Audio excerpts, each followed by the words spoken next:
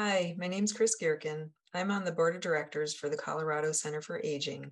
And in this video you're about to watch, I had the pleasure of interviewing Janine Vanderburg, the director of Changing the Narrative, about why it's important for legislators and all Coloradans to know about ageism. Thanks for watching.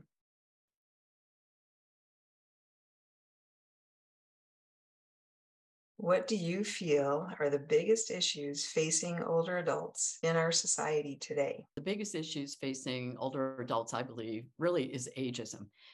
Discrimination, stereotyping, prejudice against people simply because of their age. And that can play out a number of ways. It, shows up in the workforce when people who are older are pushed out or laid off because of their age. It shows up in attitudes towards older adults.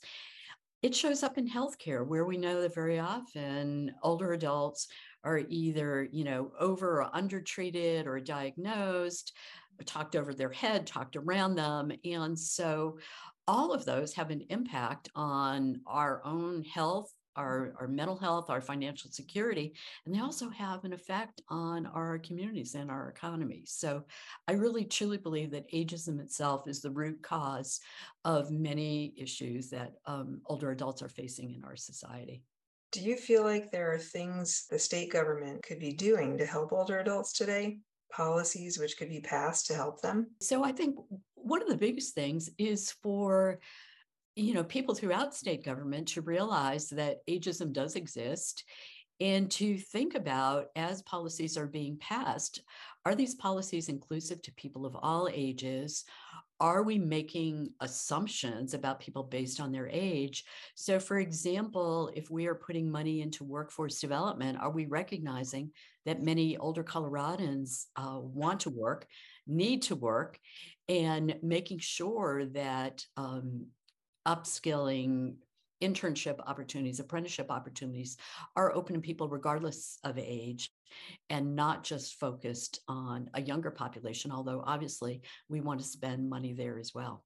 The Colorado Center for Aging is about raising the voice of older Coloradans. What would you like to say to the public on behalf of older Coloradans? I would like to say that those of us who are older Coloradans are first and foremost Coloradans. We are your friends, your neighbors. We are business owners, entrepreneurs. We volunteer in community. We are the farmers, the ranchers, mentors to younger people. And so older Coloradans should not be otherized and put in this sort of bucket. There are all of us and there are them. We're in our community. And I'd like people to view all of us as we get older, continue to be Coloradans. What would you like to say to Colorado legislators? I'd like Colorado legislators to educate themselves about ageism and how the implicit bias that many of us have. And one of the things that the research shows is that all of us have implicit bias, right? A bias that we hold because we've absorbed messages from the time that we're very young about getting older, right? And the societal message is all getting older is bad. So we absorb those messages, we become ageist, and we're not even aware of it. But what we know is when we educate ourselves about ageism and our own implicit bias, we become more aware, and we can start, for Colorado legislators, having that awareness, I think, is going to lead to public policy decisions, thinking about proposed legislation and saying, are we making ageist assumptions? One of the things, for example, I would love to see passed is a bill that would eliminate graduation dates from job applications. So we know, for example, that it is illegal to ask someone their age, but it's not illegal to ask someone their high school graduation date. And a recent survey of hiring managers showed that a really large percentage admitted that they are biased based on age. And they basically said to older job applicants, don't include your graduation dates. Well, that's fine for the hiring managers to say, but if we're mandated, for example, to put our graduation dates on an online job application, we allow that bias to fester. So an easy thing that the legislature, for example, could do, and it's an example of how we can look at things to eliminate age bias, is to eliminate graduation dates from and other age identifiers from job applications. I think the other thing that I would like our legislature to remember is that older Coloradans are in fact Coloradans. We are in the community. We are a growing number, and this should be viewed as an opportunity, not a going off the demographic cliff, not a silver tsunami. This is not a demographic disaster. As Colorado gets older, as the rest of the country gets older, we have an opportunity to use our spirit of innovation, ingenuity, to really create better policies that work and allow communities of all ages to thrive.